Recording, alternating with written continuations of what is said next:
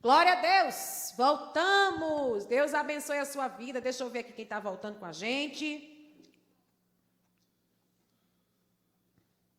Vamos lá.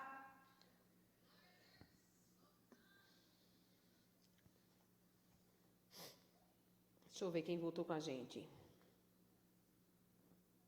Aqui, a missionária Rebeca iniciou um vídeo. Amém. O povo está voltando. Convida alguém aí nessa noite. Deixa eu convidar o povo aqui também.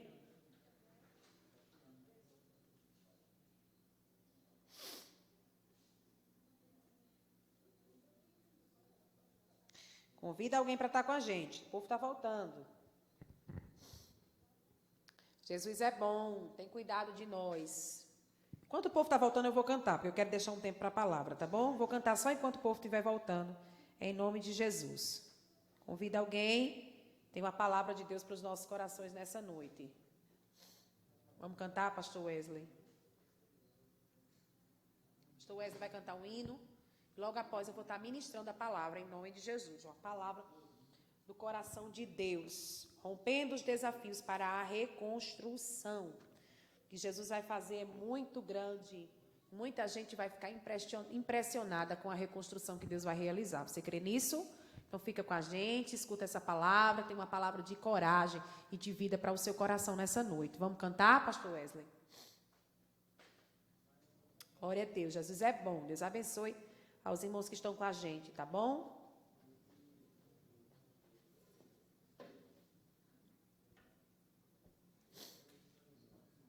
Vamos adorar a Jesus? Lugar secreto, Rafael.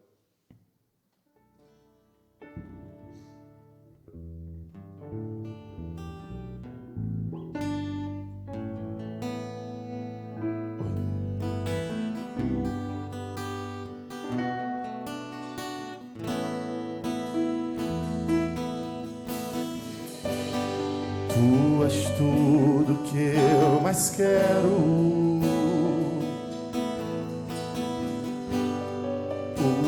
Fôlego tu és, em teus átrios é o meu lugar.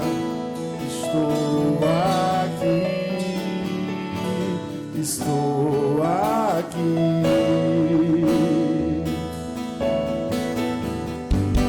Pai, eu amo tua presença.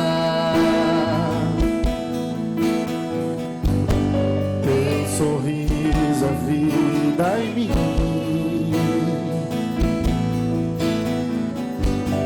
Eu seguro em tuas mãos, confio em ti, confio em ti. Quero ir mais fundo, leva-me mais perto.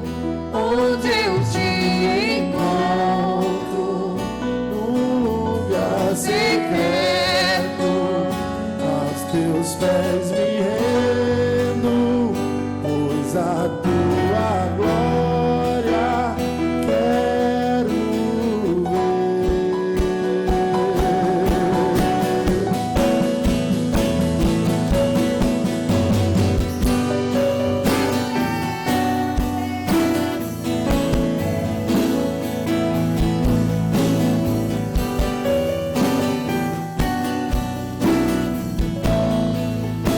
Diga aí na sua casa: Pai, eu amo. Pai, eu amo tua presença. Teu sorriso é vida em mim. Eu seguro em tuas mãos. Eu confio em ti. Confio em ti. Mais fundo, leva-me mais perto, onde eu te encontro, lugar secreto, aos teus pés me rendo, pois a tua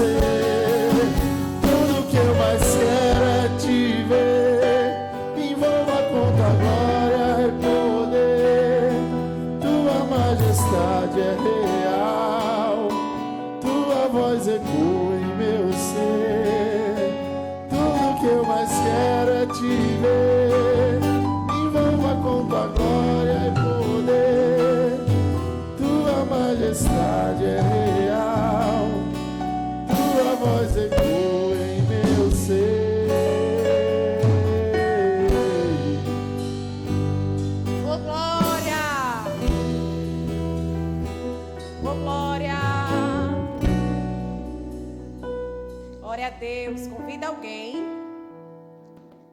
Eu vou começar a pregar. Algumas pessoas não voltaram ainda, mas a gente vai começando. Depois o pessoal vai chegando. Manda essa live para alguém. Para que alguém escute o que o céu tem para falar nessa noite, tá bom?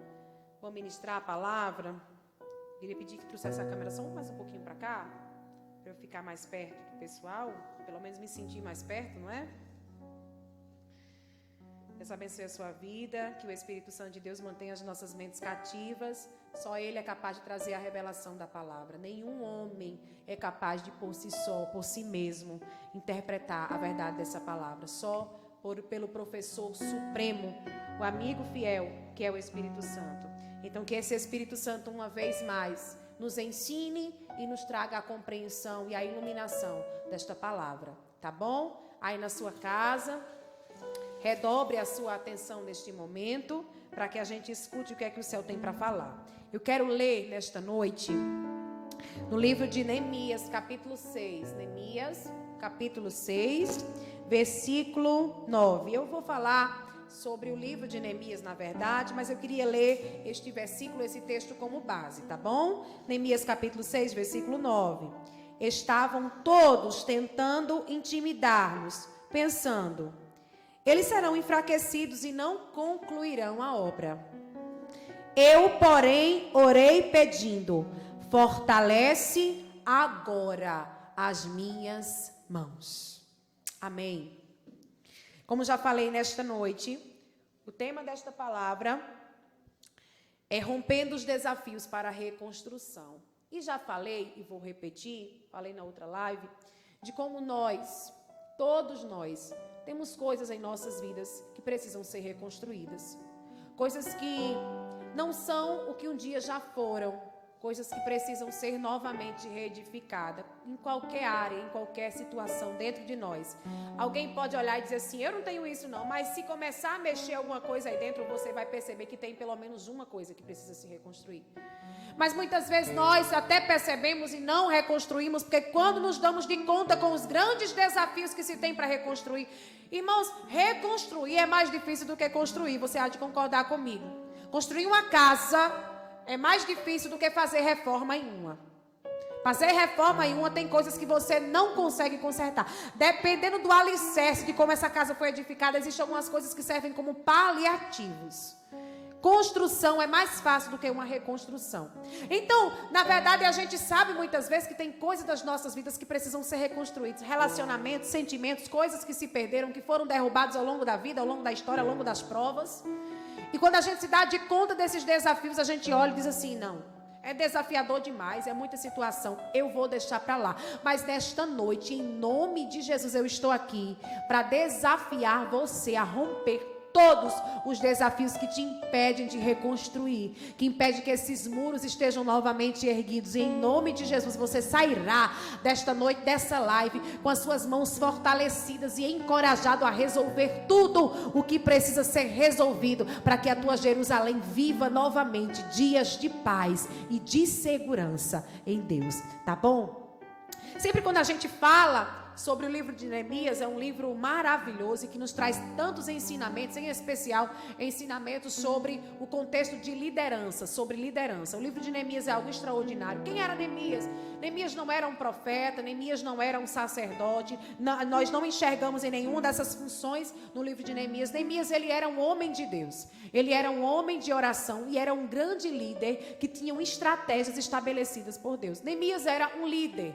Neemias, ele era um homem visionário, ele era um grande líder, ele foi governador de Jerusalém, ele era um grande líder, ele era um líder, mas um líder que tinha algo especial, ele era um líder que era regido por uma vida de oração. Ele era um grande líder, um homem de oração, que possuía estratégias de liderança, era um homem justo, era um homem que praticava a justiça, era um homem coerente. Repare que nós vamos enxergar que aqui no capítulo 5, Neemias abre mão. Jerusalém estava vivendo um momento de reconstrução. Jerusalém estava vivendo um momento de desafios, inclusive um momento de desafio financeiro, a ponto de que uns estavam emprestando e cobrando juros a outros. Neemias diz: ei, peraí, vocês estão se duelando entre si, estão se golpeando entre si. Não, isso não é prudente.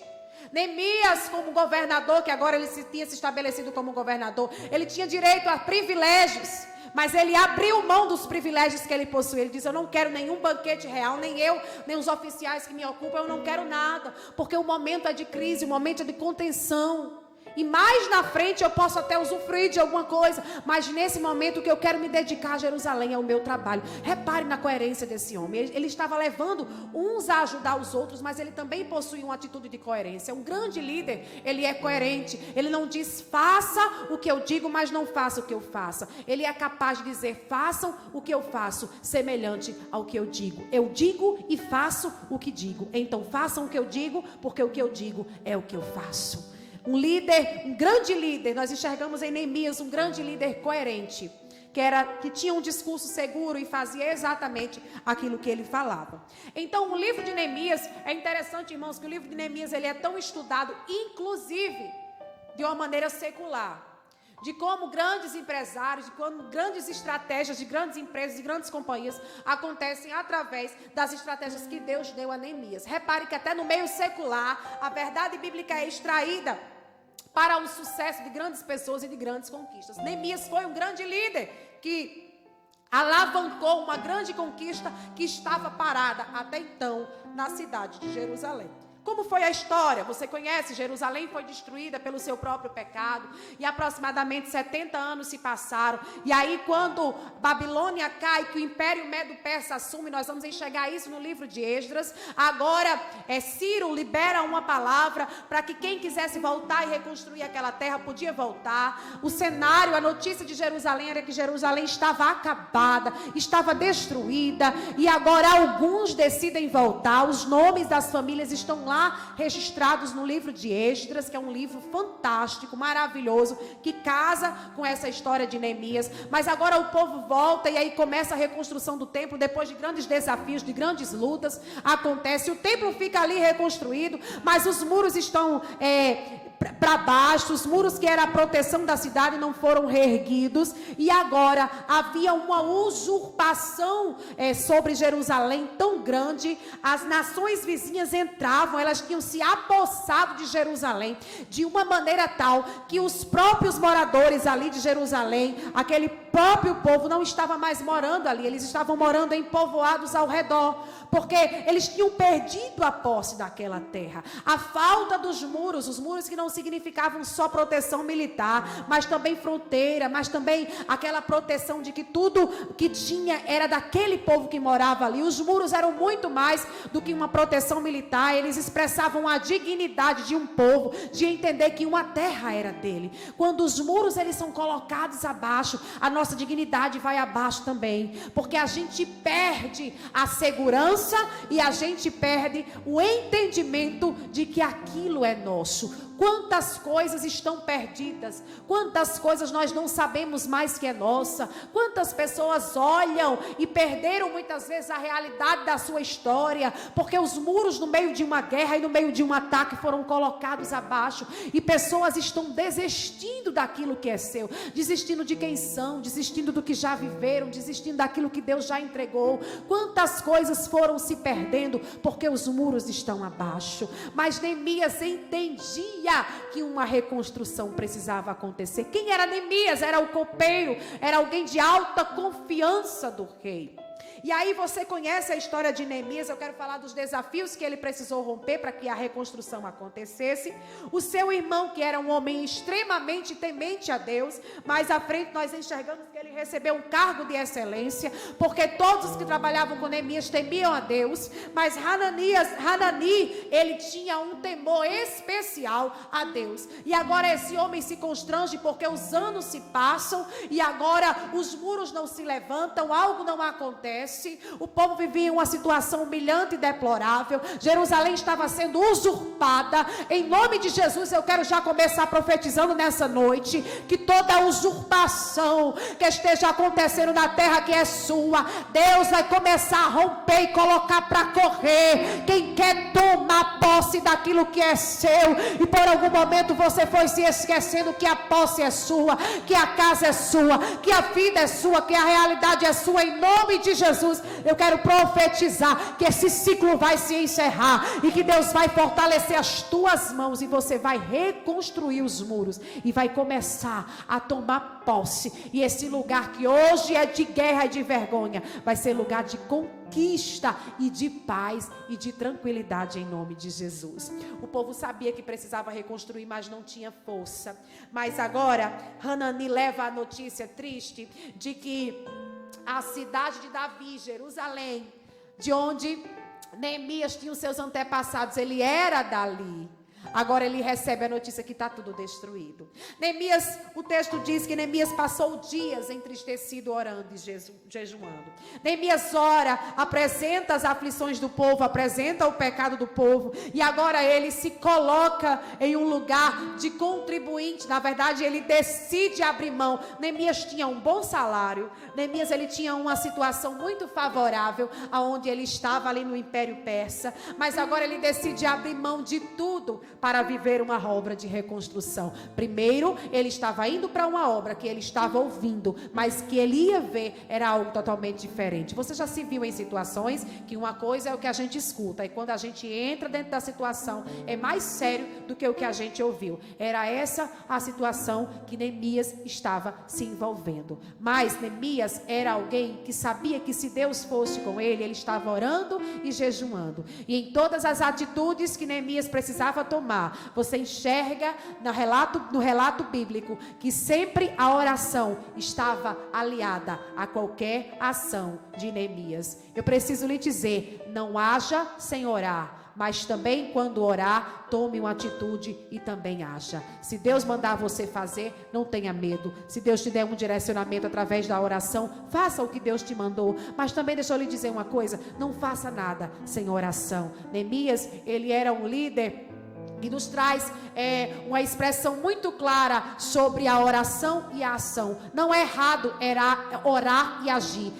Errado é orar e agir errado. Isso é o errado. Mas orar e agir segundo o direcionamento da oração não é errado. Neemias é um caso claro sobre oração e ação, sobre ações que aconteceram aliadas à oração e que tiveram sucesso. Então reparem que tudo isso aconteceu. Eu vou adiantar porque eu quero chegar nos desafios. Neemias vai, fala com o rei, o semblante está abatido, e agora o rei pergunta a ele, isso poderia custar a sua vida, mas agora ele expressa ao rei o que estava acontecendo. Os seus antepassados estavam ali, a cidade dos seus antepassados estava destruída, e agora ele pede para retornar e reconstruir. O rei disse, o que você quer? A mulher do rei pergunta, quanto tempo você precisa? Ele traz esse tempo, ele mostra o tempo que ele precisa, e agora ele é liberado. E quando ele é liberado para o processo de reconstrução, olhe aqui, 4 coisas que Deus proporciona para Neemias fazer e realizar o processo da reconstrução de Jerusalém. Eu quero lhe dizer uma coisa em nome de Jesus. Quando você decidir entrar nesse processo de reconstrução, todos os recursos que você precisar estarão disponíveis para você. Quem vai para a obra de reconstrução enviado por Deus, não vai sem nada e sem ninguém. Sempre leva recurso e sempre leva pessoas. Deixa eu lhe dizer aqui 4 coisas. Ele recebeu autorização do rei. Ele recebeu ordem do rei. Reconstrução vinda de Deus não vai à parte de rebelião. Ninguém reconstrói pela sua própria vontade. Eu quero em nome de Jesus profetizar que você vai entrar nesse processo de reconstrução, mas o rei vai estar te liberando e está dando uma carta branca para que você entre em lugares que você não entrou. Carta de passagem. Ele iria passar por fronteiras e por nações, e ele precisava passar em estado de paz. Ele precisava se apresentar. Ora, alguém poderia pensar que ele poderia estar passando como espia, como agente de guerra, mas agora o rei entrega uma carta para ele, dizendo, com essa carta, por onde você precisar passar, para chegar onde você tem que chegar, você vai passar. Quem crê em profecia recebe essa palavra. Tem uma carta que o céu libera nesta noite. Alabaraçu subliminargia, que vai abrir caminho no meio da tormenta, ande recomenergia, e os lugares que você precisar passar para chegar aonde você tem que chegar, você vai passar em paz e em segurança. Ele recebe a carta de passagem, mas ele também recebe a carta que vai enviar recurso. Ele precisava de madeira para reconstruir as portas de Jerusalém que foram colocadas abaixo. Ele precisava de recursos para reconstruir os muros. O rei diz: receba a carta. Ele pede, o rei diz: receba. Nos lugares que você passar, que você precisar de madeira, essa carta vai gerar os recursos que você precisa para a reconstrução. Deus não vai te colocar dentro de um processo de reconstrução sem nada nas mãos. Eu quero profetizar, quem tem uma carta de autorização de Deus, que o que você precisar dentro desse processo de reconstrução, os recursos vão chegar. Os recursos vão chegar. Os recursos podem ser mínimos, os recursos para a reconstrução vai chegar. E por último, uma escolta. Sim, Neemias não foi sozinho. Se você olhar no capítulo 1, vai dizer, no capítulo 1, versículo 9, desculpe. Com isso fui ao governador do Trans-Eufrates e lhe entreguei a carta ao rei. Acompanhou-me uma escolta de oficiais de exército e de cavaleiros que o rei enviou comigo. Receba essa palavra. Você não vai entrar nessa reconstrução sozinho, porque o trabalho é grande demais. O rei fez questão de enviar guerreiros para guerrear com Neemias dentro dessa reconstrução. Eu quero profetizar que vai ter recurso, vai ter caminho aberto, vai ter autorização e palavra de ordem do rei para que você chegue ao lugar que você disse a ele que ia chegar. Mas em nome de Jesus, quero profetizar que haverá companhia de ombro a ombro, de guerreiros que vão entrar nesta guerra contigo. Você não vai sonhar essa reconstrução sozinho. O Senhor está falando com alguém nessa noite?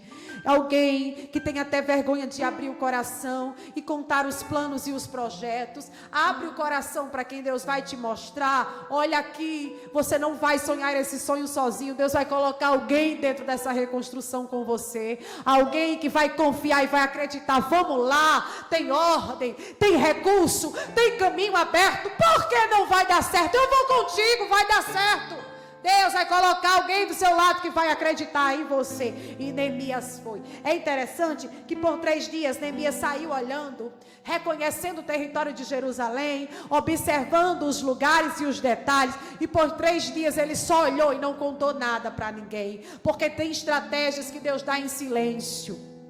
Tem estratégias que a gente precisa observar. Tem estratégias que Deus não dá a gente falando, Deus dá a gente olhando. Deus está dizendo a alguém: se cale e comece a observar o cenário. Porque tem coisa que Deus vai te dar estratégia você olhando. Você não vai precisar falar nada. Você só vai olhar. E no olhar que Deus vai te entregar, os projetos e as direções da reconstrução vai acontecer. Tem gente aqui nessa live que já tentou muito reconstruir falando, mas já percebeu que não é falando que reconstrói, é olhando e observando. Deus vai te dar um olhar diferenciado por esses dias, que por este olhar Deus vai começar a te dar as estratégias de onde você precisa entrar, nos lugares que você precisa atuar e como você precisa agir dentro da sua casa para que essa reconstrução aconteça, porque falando você já percebeu que não consegue reconstruir nada. Então Neemias foi, e durante 3 dias ele vai e observa que a primeira coisa que precisa acontecer é fazer as portas. Ele fez as portas para que quando os muros fossem erguidos, as portas fossem colocadas. E ele realiza essas portas, ele se preocupa. Todas as portas do vale, as portas da fonte, as portas do peixe, todo do peixe, as portas do monturo, todas as portas que haviam em Jerusalém. E há um significado em cada porta dessa. Um era para sacrifício, outro onde era colocados os lixos, outro onde as fontes saíam. Cada porta tinha o seu significado. E agora ele se preocupa em restaurar essas portas, porque as fontes novamente iriam se abrir em Jerusalém. As coisas novamente iriam acontecer em Jerusalém. Então ele já preparou as portas, porque quando os muros tivessem erguido, as portas seriam colocadas no lugar. Mas agora, reparem, quando essa movimentação acontece, 3 personagens muito conhecidos no livro de Neemias se apresentam: Sambalate, Tobias e Gesem. Eram 3 homens: Sambalate,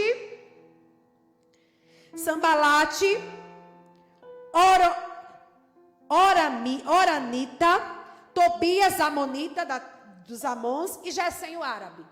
Nenhum tinha participação daquela terra. Eles estavam ali como usurpadores. Provavelmente eram comerciantes que tinham interesse que Jerusalém passasse o resto da vida sucateada, para que continuassem tomando conta ali. Você sabia que tem pessoas que têm todo o interesse de que a nossa Jerusalém fique abandonada? Você sabia que tem pessoas que têm interesse de que os muros do que precisa ser reconstruído nunca sejam, para que eles se sintam no direito de entrar e sair? Tem gente que não quer que as suas emoções se fortaleçam. Sabe por quê? Porque acha que tem direito de entrar nas suas emoções e sair na hora que quer. Mas Deus está falando com alguém nesta noite: eu vou blindar as tuas emoções, vou colocar Sambalate, Tobias e Gesem para correr, para que entendam que esta terra tem dono e que esta bagunça vai se acabar. Aleluia! Tem crente aí? Tem? Se tem, dê glória aí na sua casa. Como eu estou sendo filmada aqui, eu nem sei. O celular está aqui, deixa eu ver quantas pessoas tem aqui me acompanhando. Ô, glória! 203 pessoas. Convida alguém, porque tem Bíblia ainda chegando, viu? Foi só a introdução, vou entrar nessa palavra agora. Eu quero lhe falar sobre 1, 2, 3, 4, 5, 6 desafios que Neemias precisou romper para que a reconstrução acontecesse. E são desafios que nós também nos encontramos diante dele. Quando o negócio começou a acontecer, porque é assim, tem gente que sabe que a gente precisa de algumas coisas para ser reconstruída, só que elas não estão nem aí, porque até então elas acham que a gente não tem força de reconstruir. Mas quando a gente começa a dar sinal que o negócio está se movimentando, isso causa incômodo para algumas pessoas. E foi isso que aconteceu. Os opositores se incomodaram. E eu quero apresentar a você algumas estratégias que os opositores realizaram para impedir a restauração dos muros. Eu quero falar de estratégias que o maligno usa para impedir a restauração acontecer na sua vida. Eu sei que você vai se identificar em pelo menos uma. E Deus vai te dar estratégia. Você vai romper esse desafio e vai viver tempos de reconstrução. Não tenha medo de viver coisa nova, não. Não tenha medo de apagar a história antiga. Não tenha medo de colocar entulho, pedra, cascalho velho para fora. Não tenha medo do trabalho. Não tenha medo. Deus vai fortalecer as tuas mãos. Deus vai te dar força para as tuas decisões. Não tenha medo. Deus está me mandando dizer para alguém, eu não sei quem é. Você não vai passar fome, não vai passar escassez. Seja firme com a sua decisão. Deus está me mandando dizer isso para alguém. Oh, glória. O primeiro desafio foi romper a atitude que Sambalate, Tobias e Gesem teve em ridicularizar o trabalho de Neemias e dos seus homens.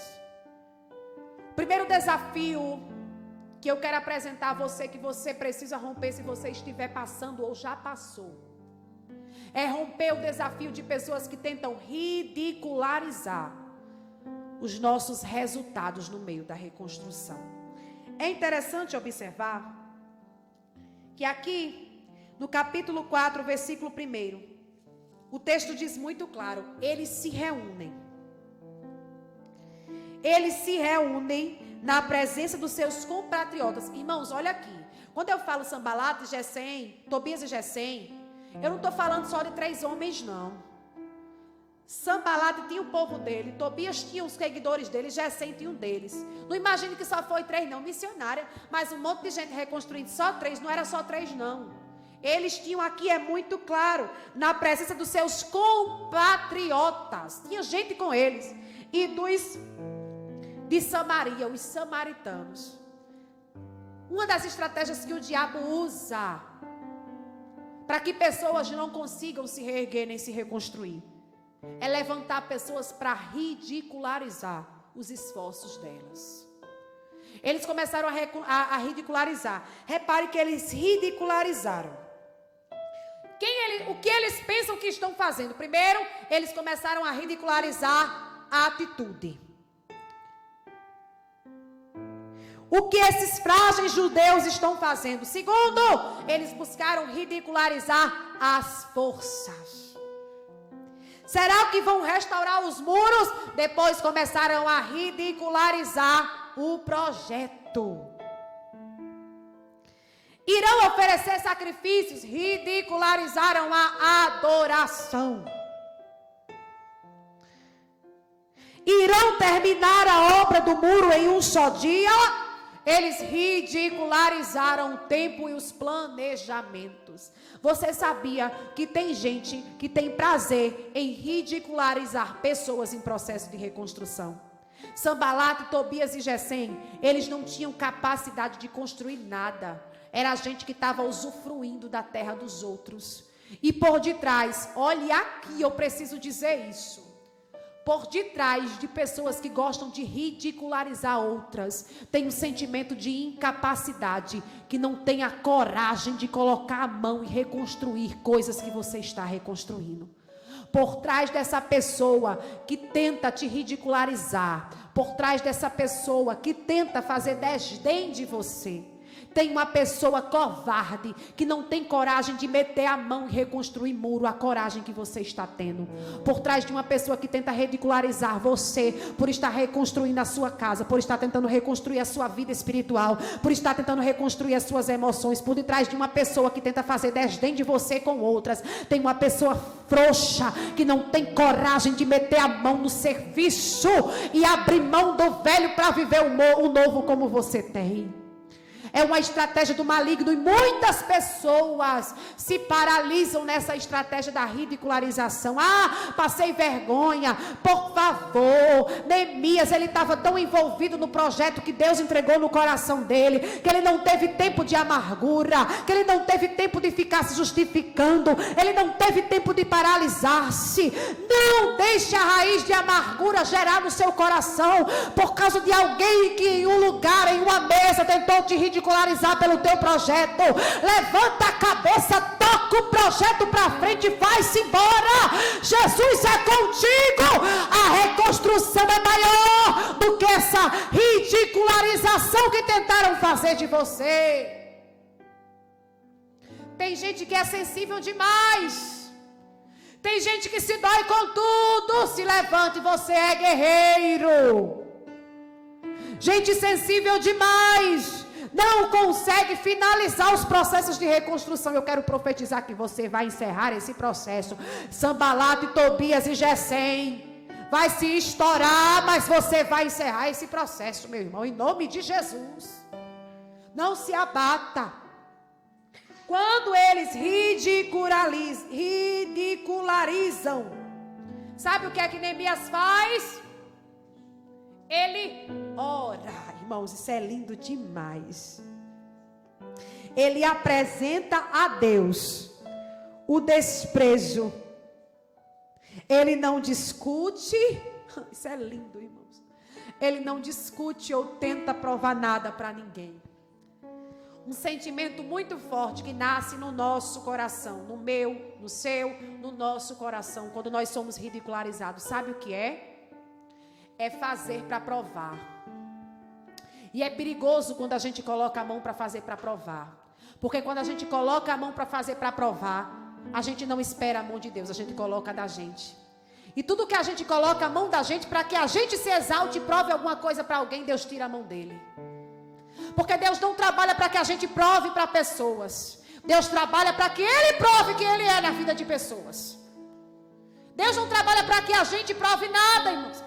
Deus trabalha para que Ele mesmo prove que Ele é com quem Ele deseja ser.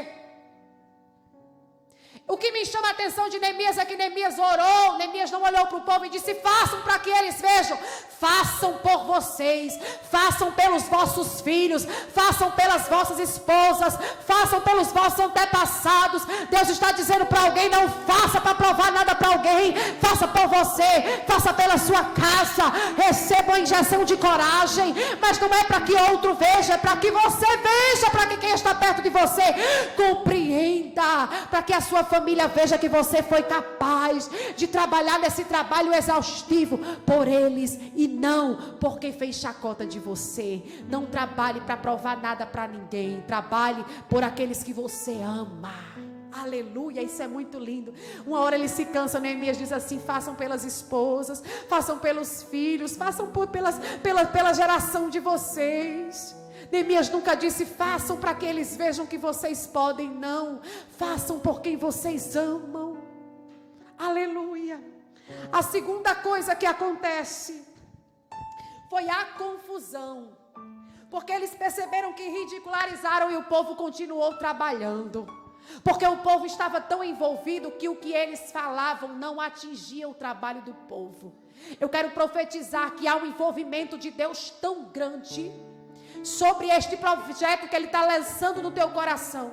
Ele vai te envolver de uma maneira tão grande que quem tentar te ridicularizar e fazer pouco de você não vai mexer com aquilo que Deus colocou no seu coração. Mas Ele lança eles lançam uma segunda tentativa, um segundo desafio se levanta na reconstrução. Foi a confusão. No capítulo 4, versículo 7, eles tramam: vamos entrar e começar a fazer confusão no meio desse povo. Vamos começar a causar confusão aí no meio desse povo. Vamos causar contenda no meio desse povo. Porque o que começou a irritar eles é que o projeto começou a acontecer e as brechas começaram a ser fechadas. As brechas eram o que fazia eles entrarem. Não imagine brecha aqui como aquelas brechinhas pequenas de olhar assim no olho, não. Brechas eram espaços grandes que eram colocados nos muros. Eles entravam. E agora as brechas começaram a ser fechadas. E os lugares por onde eles conseguiam entrar, eles não estavam mais conseguindo entrar.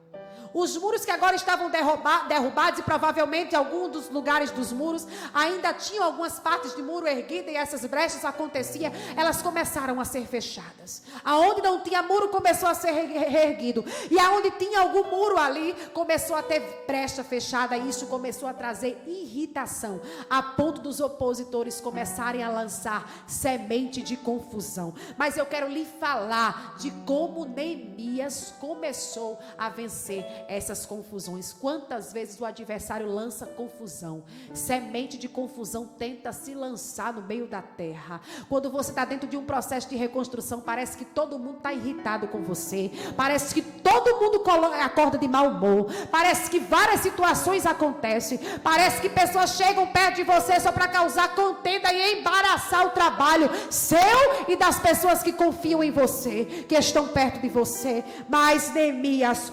orou, irmãos, isso é muito lindo. Ele orou e ele agiu. É precioso, irmãos, entender isso, porque Neemias, no capítulo 9, do versículo 4, diz: mas nós oramos ao nosso Deus e colocamos guardas de dia e de noite. Tinham homens querendo fazer confusão. Mas uma coisa eu aprendi com a estratégia de Neemias: confusão, ela não prospera quando encontra pessoas alertas. Neemias coloca guardas de dia e de noite.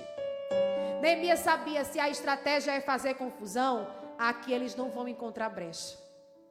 Tem gente que você percebe pelo olhar, pelo jeito de falar, só da saudação do bom dia, que está doido para arrumar uma confusão. Tem gente que pela mensagem, tem gente que pelos comentários que faz, você já percebe que está doido para arrumar uma confusão. Ora, fica em estado de alerta, fica de vigia de dia e de noite e pula fora de cenário de confusão. Deus está dizendo a alguém: Pula fora de cenário de confusão. Chega, você já perdeu muito tentando enfrentar pessoas que têm um coração inclinado à confusão, porque você acabou entrando nela. Quer um conselho de Deus para a sua vida nesta noite? Foge do cenário de confusão. A obra é maior. A obra é maior, a reconstrução é maior. Cai fora, pula. Tá vendo que o cenário não dá para você? Tá vendo que o cerco está se fechando? Tá vendo que o céu está fechado? Pula fora, vou ali, desculpa, vou desligar o celular. Peraí que eu vou beber uma água. Foge. Neemias estava alerta de dia e de noite. Só que quando juntou todos esses desafios aliado ao trabalho, lembre-se que além dos desafios o povo estava trabalhando, o povo começou a se cansar. O cansaço aconteceu. E eu quero lhe falar do terceiro desafio que o adversário colocou para que os muros não fossem reconstruídos, mas foram. A terceira estratégia do adversário é aproveitar-se do cansaço. O povo se cansou. E não tem problema nenhum em se cansar. O trabalho era pesado. Exigia muita força, trabalho braçal. E aqui no texto diz que o povo começou a se cansar. Os trabalhadores olharam para o cenário e disseram: poxa vida, a gente está sem força e ainda tem muito entulho. E aí o adversário se aproveitou da situação do cansaço do povo. E quando ele começou a se aproveitar do cansaço do povo, dizendo: vamos entrar, é agora a hora que nós vamos entrar, eles estão cansados. Neemias olha para o povo com palavra de encorajamento, dizendo assim: eu sei que você está cansado, mas não parem. Olhe para os vossos filhos, olhe para os vossos pais que aqui estão enterrados. Olhe para as famílias de vocês. Lutem, porque vocês amam. Lute, eu sei que você está cansado. Lute por esse filho, lute por essa casa. Lute por esse contexto que está envolvido dentro dessa reconstrução. Deus trouxe alguém aqui nessa live para dizer: lute. Lute! Neemias olha e diz: isso é lindo, irmãos. Neemias dá uma palavra de encorajamento para o povo, dizendo: lembre-se que o Senhor é grande e terrível. Era Neemias dizendo: eu sei que vocês estão cansados. Vocês estão cansados. Mas se lembrem que acima do cansaço de vocês tem alguém que é maior.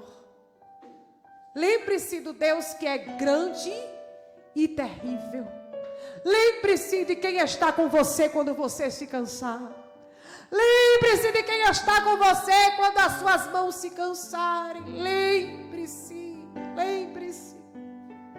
O quarto desafio foi, e esse é perigoso, capítulo 6, tão conhecido de Neemias. O adversário tentou acordo para distrair Neemias no meio do seu projeto. Neemias está trabalhando e recebe um recado dizendo: Sanbalat e Tobias estão esperando você lá embaixo, desce lá. Qual era a estratégia desse diálogo? A estratégia era mantê-lo envolvido de uma maneira que atrasasse o projeto. E Neemias dá aquela resposta tão conhecida nos nossos corações: diga para eles que eu estou em uma grande obra e não posso parar. Neemias compreendia que no projeto que ele estava não tinha tempo para buscar acordo com o adversário. Tem gente, olha aqui, tem gente que a gente fica tão envolvido dentro de projetos.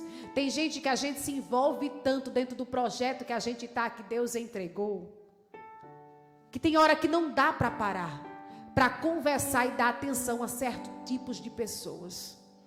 Porque se a gente dá atenção a certos tipos de pessoas, a gente perde tempo. Deus está dizendo para alguém nesta noite: eu vou colocar para longe pessoas que até hoje te fizeram perder tempo dentro do projeto. Eu vou colocar para longe do teu ciclo de amizade, do teu arredor, pessoas que até hoje estavam te distraindo. Tem pessoas aqui que não acabaram o projeto ainda. Tem pessoas que não se reconstruíram ainda por completo, porque o adversário lançou pessoas que causaram distração, e essas pessoas largaram a mão do projeto de reconstrução. Eu quero lhe dizer, Jesus vai colocar para longe, para longe, para longe toda a distração. Você vai estar envolvido de uma maneira tal nesse projeto que você vai dizer: estou em uma grande obra que não posso parar. Deus me manda dizer para alguém esses convites que vinham da parte de alguém quando você estava se planejando para ir para o culto. Deus vai colocar para longe, porque você vai estar envolvido em um projeto de reconstrução da tua vida, da tua história, das tuas emoções. Você vai se envolver de uma maneira que nenhuma proposta e nenhum convite vai te arrancar do projeto. Você vai dizer: eu estou dentro de uma grande obra e não posso parar. O quinto desafio, já estou encerrando. Tem quanto tempo aí, pastor Wesley? 13 minutos. Já estou encerrando. Tem quantos crentes aí? 212 crentes. Segura aí, crente, não sai não. A palavra tá boa. Quinto desafio. Eita, irmão, isso é pesado. Lançar mentiras e acusações. Olha, lançar mentiras e acusações é o golpe baixo. É o golpe baixo, acredite, do adversário. Quando ele vê que você está envolvido num projeto, quando ele vê que Deus está com você te abençoando, que tentar acordo não dá certo, que lançar confusão não dá certo, que aproveitasse do teu momento de cansaço, quando pensa assim, ele está cansado, vou atacar, você se levanta e diz: estou nada, estou mais forte do que nunca. Quando ele vê que fez pouco de você, fez desdém e você não deu ouvido, o golpe baixo do adversário é lançar mentiras e acusações. E o pior, essas acusações foram públicas. Sanbalate, Tobias e Gesem começaram a dizer assim: vocês pensam que o povo não sabe? A gente está dizendo para o povo, esse trabalhinho aqui é trabalho rebelde, é rebeldia contra o rei. E mais, vocês estão fazendo isso para causar rebelião. Irmãos, toda atitude de mudança soa como rebelião para quem é inseguro. Toda atitude que a gente se levanta como mudança, para o inseguro soa como rebelião. Porque o inseguro, ele não é adepto à mudança. Primeiro, porque ele não tem força para mudar. E segundo, porque ele sabe que se as pessoas mudarem, as pessoas não serão mais escravas deles. Sanbalate, Tobias e Gesem tinha medo da mudança, porque ele sabia que a mudança ia quebrar a escravização que Jerusalém estava vivendo. E agora o golpe baixo é espalhar mentira.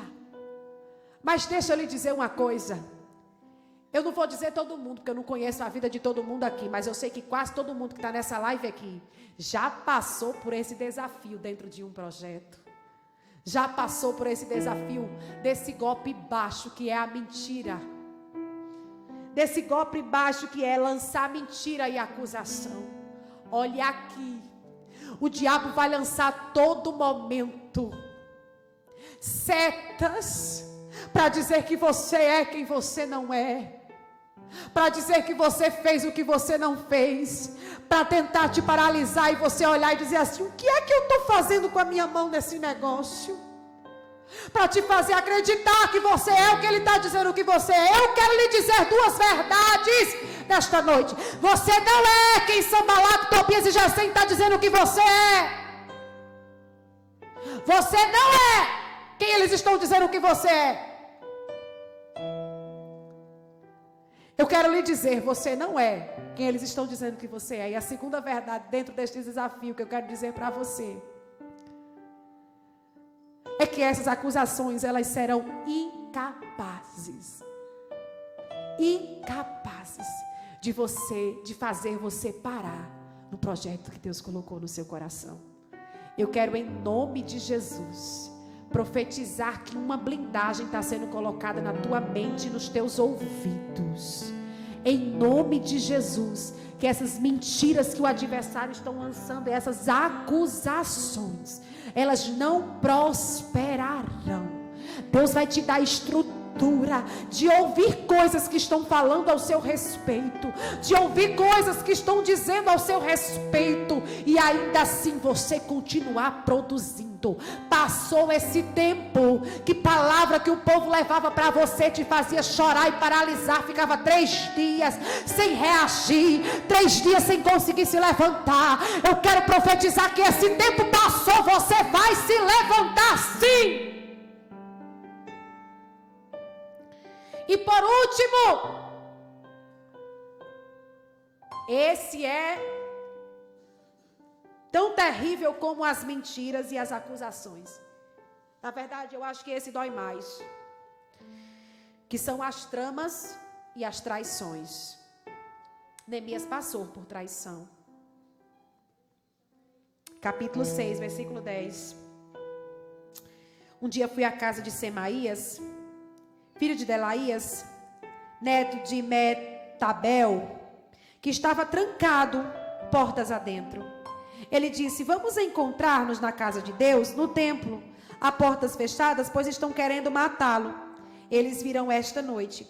Todavia, eu lhe respondi: acha que um homem como eu deveria fugir? Alguém como eu deveria entrar no templo para salvar a vida? Não, eu não irei. Percebi que Deus não tinha o enviado e que ele tinha profetizado contra mim, porque Tobias e Sambalate o tinha contratado. Semaías queria conduzir de uma maneira traiçoeira Neemias por um caminho que Deus não tinha preparado para ele. Vamos ao templo. Neemias sabia que não podia ir. Primeiro porque ele sabia que não era sacerdote e aquele lugar não era o lugar dele. Se ele entrasse ali, talvez ele ia ser acusado, iria ser ridicularizado, e toda a moral e autoridade construída até ali poderia se acabar. O adversário tenta a todo tempo destruir e desconstruir a autoridade, credibilidade e moral que você tem adquirido dentro desse processo de reconstrução, porque o levante não foi capaz de te colocar abaixo. As astutas ciladas do adversário não foram capazes. Os desdém não foram capazes de te colocar abaixo. As mentiras, a confusão não foi capaz. Pelo contrário, você foi rompendo todas elas e você foi ficando mais forte. Foi ficando mais forte. Foi ficando mais forte. E agora um golpe traiçoeiro tentou manchar a imagem de Neemias. Eu quero profetizar em nome de Jesus que você vai romper com muita graça e com a cabeça muito erguida o desafio da traição. Nem a traição vai conseguir parar o projeto que Deus te entregou. Eu quero finalizar porque as horas já se vão. Eu quero finalizar com o capítulo 6, versículo 15, que diz: o muro ficou pronto no 25º dia de Elul. 52 dias foi o trabalho de reconstrução dos muros. Em 52 dias. Quando todos os nossos inimigos souberam disso, todas as nações vizinhas ficaram atemorizadas e com o orgulho ferido, pois perceberam que esta obra havia sido executada com a mão de Deus. Eu quero finalizar essa palavra dizendo algumas coisas para você. O projeto vai se encerrar. Você vai romper os desafios. Vai ser muito mais rápido do que alguém imagina. Vai ser muito mais rápido do que alguém imagina. E quero encerrar essa palavra dizendo: o que Jesus vai fazer, o que Deus vai fazer através das tuas mãos, o que estão com você, é tão grande que alguém vai se atemorizar e haverá reconhecimento. Alguém vai dizer: foi Deus quem fez, foi Deus quem fez, foi foi Deus quem fez, haverá reconstrução. Você não vai acabar esse ano como você começou. Você não vai acabar esse ano despedaçado. A tua Jerusalém não vai acabar abandonada. Você não vai acabar desmoronado. O ano não acabou ainda. Eu não canso de profetizar isso. Você vai acabar reconstruindo. As tuas emoções acabarão reconstruídas. A tua casa, a tua família, a tua vida. Se prepare para viver projeto novo. Se prepare para viver coisa nova. Deus me manda bradar. Andei, que mídia sai. Deus me manda bradar para alguém aqui, frente a frente com essa câmera. Ande, recomenergia, sérgia. Deus me manda dizer para alguém nessa noite: começa a romper os desafios aí. Ande, que minabia súbria. Passa essa marca de traição, rapaz. Esquece essa confusão. Esquece que alguém tentou mangar de tu. Esquece esse negócio. E minarabassúbria. Tem gente que estava preso no desafio. O desafio paralisou. Não tinha mais força de se reconstruir. Mas Jesus, ande remarassúbria, ande quemia, te trouxe aqui nesta noite de sábado para te dizer: rompe os desafios. Eu estou contigo. Eu estou fortalecendo as tuas mãos. Vai em frente, entra no projeto. Sou contigo na tua casa, sou contigo nas tuas emoções, sou contigo na tua saúde. Sou o dono da tua Jerusalém. A tua Jerusalém não está abandonada. Eu estou colocando o usurpador para correr hoje. Eu estou colocando o aproveitador da tua terra para correr hoje. Ande, recomenergia sébria. Alguém recebe essa palavra? Eu vou orar para encerrar, mas eu sinto um comando de Deus liberado aqui. Olha, Jesus, fortalece a mão desse crente. Esse projeto vai acontecer. Esse sambalado, esse Tobi, esse Gesem vai ser envergonhado. E a obra vai acontecer. Vai acontecer. Vai acontecer. Jesus, obrigado por mais uma noite. Libera a vida. Faz essa palavra incendiar no coração desse povo, Senhor. Jesus, e que haja sinais desta noite. E que essa palavra seja modificadora e viva nos corações, nas famílias e nas vidas que aqui estão conosco até esta noite, em nome de Jesus. Um beijo grande.